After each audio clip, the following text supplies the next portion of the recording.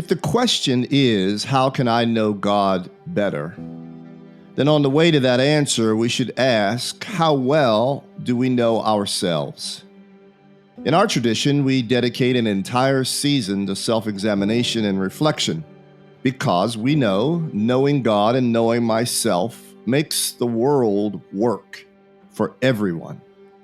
When we get honest with ourselves, we begin to realize that there's a gap between what we say and how we live.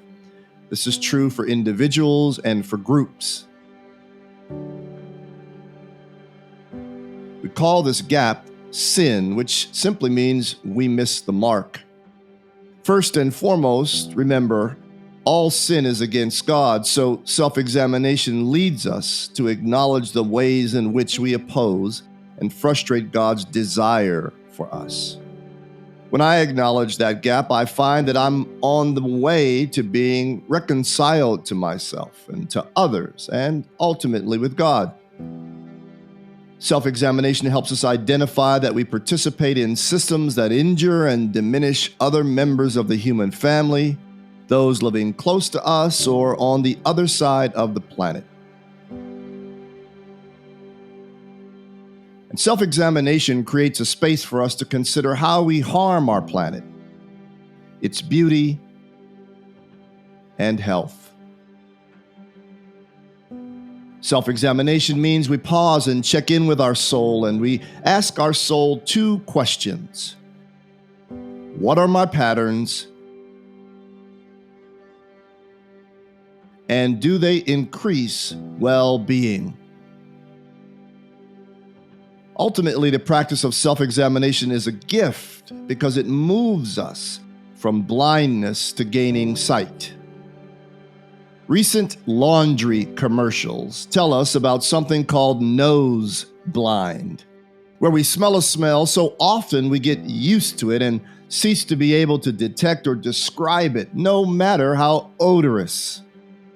Self-examination invites us to consider the possibility of what we would call soul-blindness, or the inability to detect or describe the ways in which our soul is blind. Soul blindness happens because of unnamed or unprocessed pain, or being overrun by fears, or because of ignorance or unwillingness to reconsider our convictions. The most pervasive example of soul blindness is the ability to recognize flaws in everyone without being able to see our own flaws. Jesus talked about this ability to see specks in others' eyes while refusing to see an entire log in our eye. These days, it seems we would rather listen to opinions that affirm what we already think and that make us feel good, rather than think harder or better or deeper.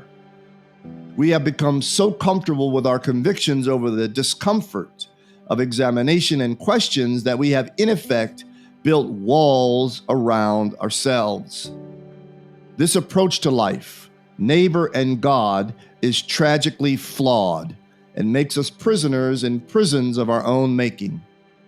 But even though we have this tendency, God shows up as liberator. God's response to our self-incarcerating propensity is to slide the key to freedom under our cell doors. That key is self-examination and reflection. And this is great news. That reflection doesn't lead to condemnation. Reflection leads to repentance, the opportunity to live differently with the confidence of God's forgiveness.